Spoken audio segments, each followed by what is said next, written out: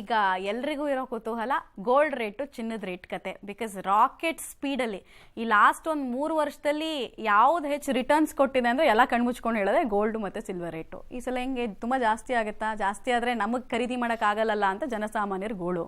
ಏನಾಗ್ಬೋದು ನೋಡಿ, ಈ ಒಂದು 2026ನೇ ಇಸ್ವಿಯಲ್ಲಿ ಫೈನಾನ್ಷಿಯಲಿ ನಾವು ವಿಶೇಷವಾಗಿ ಈಗ ಈ ಟ್ರೇಡಿಂಗ್ ವ್ಯವಸ್ಥೆಯಲ್ಲೇ ನಾವು ತೆಗೆದುಕೊಂಡ್ರೆ ಈ ಗೋಲ್ಡ್ ಮತ್ತು ಸಿಲ್ವರು ಖಂಡಿತವಾಗಿಯೂ ಇದು ಸಮ ಪ್ರಮಾಣದಲ್ಲೇ ಇರುತ್ತೆ ಹೊರತು ತೀರಾ ನಿಮಗೆ ಹೈಕ್ ಹೋಗುವಂಥ ಸಾಧ್ಯತೆಗಳು ಈಗ ಹೋಗ್ಬಿಟ್ಟಿದೆ ಅಲ್ವೇ? ಹಾಗಿದ್ದರೆ ಈ 2026ರಲ್ಲಿ ಖಂಡಿತವಾಗಿಯೂ ತಟಸ್ಥವಾಗಿರುವಂತಹ ಒಂದು ಚಿಂತನೆಗಳನ್ನೇ ಮಾಡಬಹುದು. ಯಾಕೆಂದರೆ ಅದರೊಳಗೆ ಎಲ್ಲರೂ ಕಾನ್ಸಂಟ್ರೇಷನ್ ಮಾಡ್ತಾ ಇರ್ತಕ್ಕಂಥದ್ರಿಂದ ನಾವು ಬೆಳ್ಳಿ ತೆಗೆದುಕೊಂಡ್ಬಿಟ್ರೆ ಇನ್ನೂ ಡಬಲ್ ಆಗಿಬಿಡ್ಬೋದೆ, ಈಗ 2.5 ಇದೆ, ಅದೇನಾದರೂ 5 ಲಕ್ಷಕ್ಕೆ ಹೋಗ್ಬಿಡ್ಬೋದೆ, ಈ ರೀತಿಯಂಥ ಒಂದು ಚಿಂತನೆಯಲ್ಲಿದ್ದರೆ ಖಂಡಿತವಾಗಿಯೂ ತಪ್ಪಾಗುತ್ತೆ. ಈ 2026ರಲ್ಲಿ ಖಂಡಿತವಾಗಿಯೂ ತಟಸ್ಥದ ಒಂದು ಸಮಸ್ಥಿತಿಯನ್ನೇ ಅದು ಕಾದುಕೊಳ್ಳುತ್ತೆ ಹೇಳ್ತಕ್ಕಂಥ ಒಂದು ಚಿಂತನೆಯನ್ನೇ ಹೇಳ್ಬೋದು.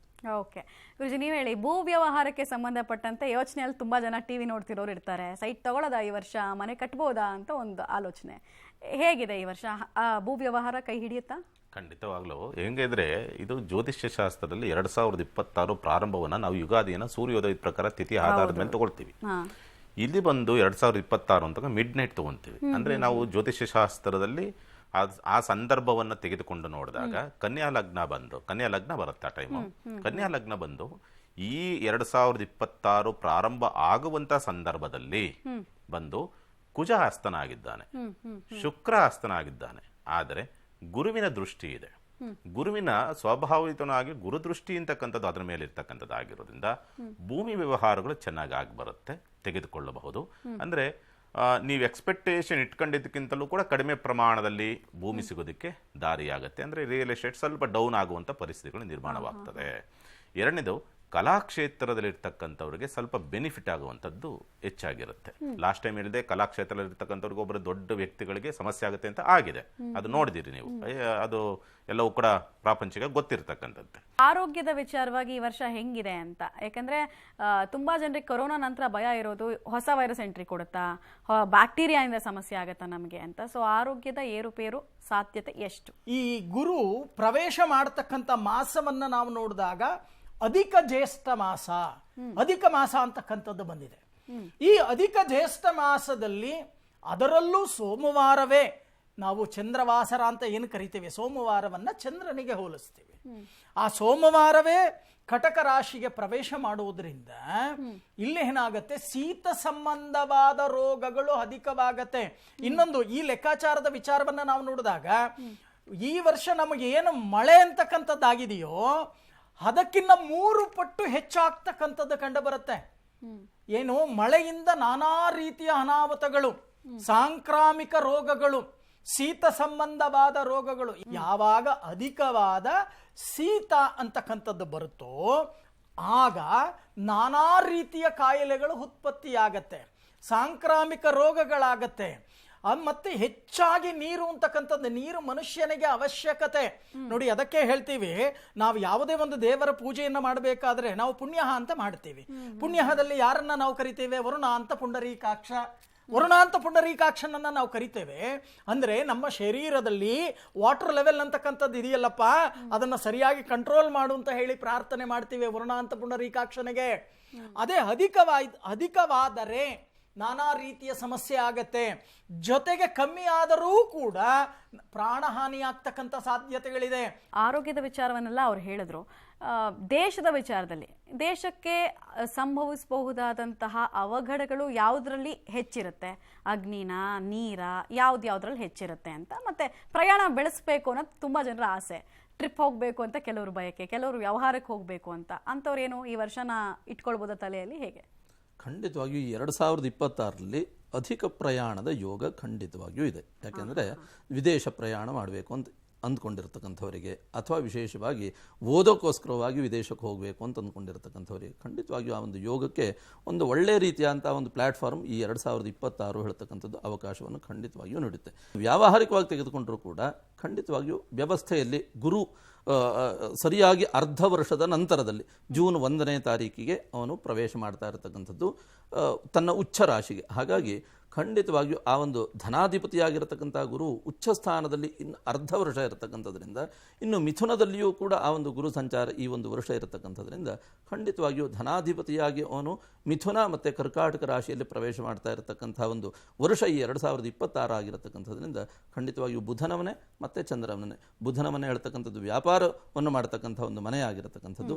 ಇನ್ನು ತನ್ನ ಉಚ್ಚ ರಾಶಿ ಆಗಿರತಕ್ಕಂಥ ಒಂದು ಕರ್ಕಾಟಕ ರಾಶಿಯನ್ನು ಆ ಒಂದು ಗುರು ಪ್ರವೇಶ ಮಾಡತಕ್ಕಂಥದ್ದೇ ಈ ಒಂದು ವರ್ಷದ ವಿಶೇಷತೆಯಾಗಿರುವಂಥದ್ದು.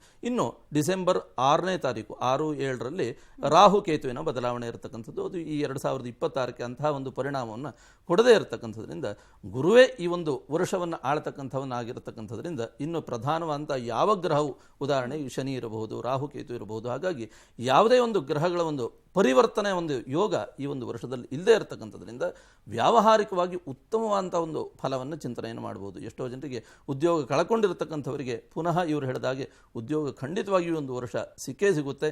ಇನ್ನು ವ್ಯಾಪಾರ, ವ್ಯವಹಾರ ಇತ್ಯಾದಿಗಳಲ್ಲಿಯೂ ಕೂಡ ಗುರುವಿನ ಒಂದು ಅನುಗ್ರಹ, ಆಶೀರ್ವಾದದ ಒಂದು ಬಲ ಈ ಒಂದು ವರ್ಷ ಇರತಕ್ಕಂಥದ್ರಿಂದ ಪೂರ್ಣ ಪ್ರಮಾಣದ ಒಂದು ಅಧಿಕವಾದಂಥ ಒಂದು ಲಾಭವನ್ನು ಕಾಣತಕ್ಕಂಥ ಒಂದು ವರ್ಷ ಈ ಒಂದು ವರ್ಷ ಆಗಿರುತ್ತೆ ಅಂತ ಹೇಳ್ಬೋದು. ಓಕೆ. ಇನ್ನು ಶ್ರೀಧರ್ ಭಟ್ಟಾಚಾರ್ಯ ಗುರುಜಿ, ಕೊನೆಯದಾಗಿ ಜನ ಈ ವರ್ಷ ಪಾಲನೆ ಮಾಡಲೇಬೇಕಾದಂತಹ ಕೆಲ ವಿಚಾರಗಳ ಬಗ್ಗೆ ಬೆಳಕು ಚೆಲ್ತಾ ನಿಮ್ಮ ಕೊನೆಯ ವಿಚಾರಗಳು. ಸಂವತ್ಸರ ಅಂದರೆ ಇದು ಏನಾಗತ್ತೆ ಅಂತಂದರೆ, ವಿಶ್ವಾವಸು ಸಂವತ್ಸರ ಅರ್ಧ, ಪರಾಭವ ಸಂವತ್ಸರ ಅರ್ಧ. ಇಲ್ಲಿ ಪರಾಭವ ಸಂವತ್ಸರದಲ್ಲಿ ಕೆಲ ರಾಶಿಗಳಿಗೆ ಬಹಳಷ್ಟು ಅನುಕೂಲಗಳು ಬರುತ್ತೆ, ಕೆಲ ರಾಶಿಗಳಿಗೆ ಅನಾನುಕೂಲಗಳು ಬರುತ್ತೆ. ಅಂದರೆ ಶುಭ ಫಲಗಳು, ಅಶುಭ ಫಲಗಳು, ಪ್ಲಸ್ ಆರ್ ಮೈನಸ್. ಇನ್ನು ಪರಾಭವದಲ್ಲೂ ಕೂಡ ಅಷ್ಟೇ. ಆದರೆ ನಾನು ಹೇಳ್ತೇನೆ, ಬಹಳಷ್ಟು ಜನ ಈ ಯಾವುದೇ ಸಂವತ್ಸರ ಆಗಿರಲಿ, ಸುಳ್ಳು, ದಗ, ವಂಚನೆ, ಮೋಸ ಅಂತಕ್ಕಂಥದ್ದನ್ನು ಸ್ವಲ್ಪ ಕಮ್ಮಿ ಮಾಡಿ, ಮೋಸವನ್ನು ಕಮ್ಮಿ ಮಾಡಿ. ನೀವು ಅಂದ್ಕೊಂಡಿದ್ದೀರಾ ಯಾರೂ ಕೂಡ ನೋಡ್ತಾ ಇಲ್ಲ ಅಂತ, ಕರ್ಮ ಅಂತಕ್ಕಂಥದ್ದು ಯಾರನ್ನು ಬಿಡಲ್ಲ, ಜ್ಞಾಪಕ ಇಟ್ಕೊಳ್ಳಿ. ಎಲ್ಲರಿಗೂ ಕೂಡ ನಿಮ್ಮ ಕುಲದೇವತೆಯ ಅನುಗ್ರಹ ಪ್ರಾಪ್ತಿಯಾಗಲಿ ಅಂತ ಈ 2026ರಲ್ಲಿ ನಾನು ಪ್ರಾರ್ಥನೆಯನ್ನು ಮಾಡ್ತೀನಿ. ಓಕೆ ಗುರುಜಿ, ಕೊನೆಯದಾಗಿ ನಮ್ಮ ವೀಕ್ಷಕರಿಗೆ ಏನು ಹೇಳ್ತೀರಾ? ಮತ್ತು ಈ ಜಪ, ವ್ರತ, ಆಚರಣೆ ಸಂದರ್ಭ ಯಾವುದಿರಬೇಕು ಅಂತ ಪ್ರತಿನಿತ್ಯದ ಬೇಸಿಸ್ ಮೇಲೆ ನಾನು ಕೇಳ್ತಾ ಇರೋದು. ಕೊನೆಯದಾಗಿ ನೋಡಿ, ಯಾವತ್ತೂ ಕೂಡ ಪ್ರತಿನಿತ್ಯವೂ ಕೂಡ ಏನಾದರೂ ನಾವು ಜಪ ಅನುಷ್ಠಾನ ಮಾಡ್ತೇವೆ, ಅಥವಾ ದೇವರ ಸ್ಮರಣೆ ಮಾಡ್ತೇವೆ, ಅಥವಾ ಧ್ಯಾನ ಮಾಡ್ತೇವೆ, ಅಥವಾ ಮೆಡಿಟೇಷನ್ ಮಾಡ್ತೇವೆ. ಹೀಗೆ ಪಾಸಿಟಿವ್ ಥಿಂಕಿಂಗ್ ಹೇಳ್ತಕ್ಕಂಥದ್ದು ಪರ್ವಕಾಲದಲ್ಲಿ ಆಗಬೇಕು ಅಂತ ಶಾಸ್ತ್ರ ಹೇಳೋದು. ಅದಕ್ಕೋಸ್ಕರವಾಗಿ ಸಂಧ್ಯಾಕಾಲ ಅಂತಲೇ ಶಾಸ್ತ್ರ ಹೇಳ್ಬಿಡುತ್ತೆ. ಸಂಧ್ಯಾಕಾಲ ಅಂತಂದ್ರೇನು? ಪ್ರಾತಃ ಸಂಧ್ಯೆ, ಮಾಧ್ಯಾಹ್ನ ಸಂಧ್ಯೆ ಮತ್ತು ಸಾಯಂ ಸಂಧ್ಯೆ. ಅರ್ಥಾತ್ ಈ 3 ವ್ಯವಸ್ಥೆಗಳಲ್ಲಿ ಪ್ರಾತಃ ಸಂಧ್ಯೆ ಅತ್ಯಂತ ಶ್ರೇಷ್ಠ. ಅದನ್ನೇ ಬ್ರಹ್ಮ ಮುಹೂರ್ತ ಅಥವಾ ಉದಯ ಕಾಲದ ಮುಹೂರ್ತ ಅಂತ ಹೇಳಿದರು. ಹಾಗಾಗಿ ಎಷ್ಟೆಷ್ಟೊತ್ತಿಗೋ ಮಾಡ್ತಕ್ಕಂಥದ್ದಲ್ಲ. ನೀವು ನಿಜವಾಗಿಯೂ ಏನೋ ಒಂದು ನಿಮ್ಮದೇ ಆದಂತಹ ಒಂದು ಅನುಷ್ಠಾನದ ಕ್ರಮ ಇಟ್ಕೊಂಡಿದ್ದೀರಿ, ಅಥವಾ ದೇವರನ್ನ ಪ್ರಾರ್ಥನೆ ಮಾಡ್ತಕ್ಕಂಥ, ಪ್ರೇಯರ್ ಮಾಡ್ತಕ್ಕಂಥ ಒಂದು ವ್ಯವಸ್ಥೆಯನ್ನು ಇಟ್ಕೊಂಡಿದ್ದೀರಿ ಅಂತಂದರೆ ಖಂಡಿತವಾಗಿಯೂ ಅದನ್ನು ಪ್ರಾತಃ ಸಂಧ್ಯಾಕಾಲದಲ್ಲಿ ಮಾಡಿ. ಅಥವಾ ಅದು ಸಾಧ್ಯ ಆಗಿಲ್ಲ, ಮಾಧ್ಯಾಹ್ನ ಸಂಧ್ಯೆಯೂ ಆಗಬಹುದು, ಅದು ಮಧ್ಯಮ. ಇನ್ನು ಸಾಯಂ ಸಂಧ್ಯೆ, ಗೋಧೂಳಿ ಮುಹೂರ್ತ ಅಂತ ಏನು ಹೇಳ್ತೀವಿ, ಅಲ್ಲಿ ದೇವರನ್ನ ಆಹ್ವಾನಿಸ್ತಕ್ಕಂಥ ಒಂದು ಕಾಲ, ಅದರಲ್ಲಿ ಮಾಡ್ತಕ್ಕಂಥದ್ದು. ಇನ್ನು 2026ರಲ್ಲಿ ಖಂಡಿತವಾಗಿ ನೋಡಿ, ಎಲ್ಲವೂ ಕೂಡ ಸತ್ಯ ಚಿಂತನೆ ಹೇಳ್ತಕ್ಕಂಥದ್ದು ಮನುಷ್ಯನಿಗೆ ಒಳ್ಳೆಯದನ್ನೇ ಮಾಡುತ್ತೆ ಅಂತ ಹೇಳಿದೆ. ಪಾಸಿಟಿವ್ ಥಿಂಕಿಂಗ್ಸು. 2025 ಗತನ್ನ ಚಿಂತೆಯೇತ್ ಪ್ರಾಜ್ಞ. ಪ್ರಾಜ್ಞನಾಗಿರ್ತಕ್ಕಂಥವನು ಏನು ಮಾಡಬೇಕಂತಂದರೆ ಹಳೆಯದನ್ನು ಮರಿಬೇಕಂತಂದ್ರೆ, ಹೊಸದಲ್ಲಿ ನಾವು ಒಳ್ಳೆಯದೇ ಆಗುತ್ತೆ ಹೇಳ್ತಕ್ಕಂಥ ಯೋಚನೆಯನ್ನು ಮಾಡಬೇಕಂತೆ. ಏನಾದರೂ ಆಗಿರಲಿ 2026 ಮಾತ್ರ ಖಂಡಿತವಾಗಿ ನಮಗೆ ಒಳ್ಳೆಯದೇ ಆಗುತ್ತೆ ಹೇಳ್ತಕ್ಕಂಥ ಒಂದು ಪಾಸಿಟಿವ್ ಥಿಂಕಲ್ಲಿ ಹೋಗೋಣ. ಎಲ್ಲವೂ ಕೂಡ ಒಳ್ಳೆಯದೇ ಆಗುತ್ತೆ. ಶುಭವಾಗಲಿ. ರೇಣುಕಾರಾಧ್ಯ ಗುರುಜಿ, ನಮ್ಮ ವೀಕ್ಷಕರಿಗೆ ಅವಕಾಶಗಳ ವರ್ಷವೂ ಆಗುತ್ತೆ ಅನ್ನೋದು ನೀವು ಆರಂಭದಲ್ಲಿ ಹೇಳ್ತಾ ಇದ್ರಿ. ಅವಕಾಶಗಳ ಜೊತೆಗೆ ಎಚ್ಚರಿಕೆ ಅನ್ನೋದು ಎಷ್ಟು ಮುಖ್ಯ? ಕೊನೆಯದಾಗಿ ನಿಮಗೆ ಗೊತ್ತಿರುವಂಥ ರೀತಿಯಲ್ಲಿ ಬೆಳಗ್ಗೆ ಉತ್ಸಾಹವಿದ್ದರೆ ದಿನಪೂರ್ತಿ ಉತ್ಸಾಹ ಇರೋ ರೀತಿಯಲ್ಲಿ ವರ್ಷ ಆರಂಭ ಉತ್ಸಾಹದಿಂದ ಇರಬೇಕು. ಹಾಗಾಗಿ ಉತ್ಸಾಹದಿಂದ ಇರಬೇಕು ಅನ್ನೋದಿತ್ತು ಅಂದರೆ ನಮ್ಮದೇ ಆದಂಥ ಸಂಸ್ಕೃತಿಯನ್ನು ಪಾಲನೆ ಮಾಡಿ. ಕುಡಿಬೇಡಿ, ತೂರಾಡಬೇಡಿ, ಚೆಲ್ಲಾಡಬೇಡ್ರಿ, ಭಗವಂತನ ಆರಾಧನೆಯನ್ನು ಮಾಡಿ. ನಿಮ್ಮ ನಂಬಿಕಸ್ಥ ದೇವರು ಯಾರು ಅವರು ಇವರು ಅಂತ ಇಲ್ಲ, ಯಾವ ರೂಪದಲ್ಲಿ ಕಂಡ್ರೂ ಕೂಡ ಭಗವಂತನೇ ಕಾಣ್ತಾನೆ. ಹಾಗಾಗಿ ಭಗವಂತನ ನಮ್ಮ ಸಂಸ್ಕೃತಿಯನ್ನು ಅಳವಡಿಸಿಕೊಂಡು ನಮ್ಮ ಸಂಸ್ಕಾರದ ಪ್ರಕಾರವಾಗಿ ನಡೆದುಕೊಳ್ತಕ್ಕಂಥ ಪ್ರಯತ್ನವನ್ನು ಮಾಡಿ. ವರ್ಷ ಆರಂಭ ಉತ್ಸಾಹದಿಂದ ಕಳೆರಿ, ವರ್ಷ ಪೂರ್ತಿ ಉತ್ಸಾಹದಿಂದ ಇರುತ್ತೆ. ಇಷ್ಟೊತ್ತು ಕಾರ್ಯಕ್ರಮಕ್ಕೆ ಬಂದು ಸಾಕಷ್ಟು ವಿಚಾರ ತಿಳಿಸ್ಕೊಟ್ರಿ. ಜಗತ್ತಿನಲ್ಲಿ ಆಗೋದೇನೋ, ಸಾಮಾನ್ಯರ ಜೀವನದಲ್ಲಿ ಆಗುವಂತಹ ಬದಲಾವಣೆಗಳು, ಯುದ್ಧ, ರಾಜಕೀಯ, ನಾವು ಎಲ್ಲ ವಿಚಾರದ ಬಗ್ಗೆ ಮಾತಾಡಿದ್ವಿ. ಧನ್ಯವಾದಗಳು. ನಮಃ ಶಿವಾಯ. ಸರ್ವೇ ಜನ ಸುಖಿನೋ ಭವಂತು, ಸಮಸ್ತ ಸನ್ಮಂಗಳಾನಿ ಭವಂತು.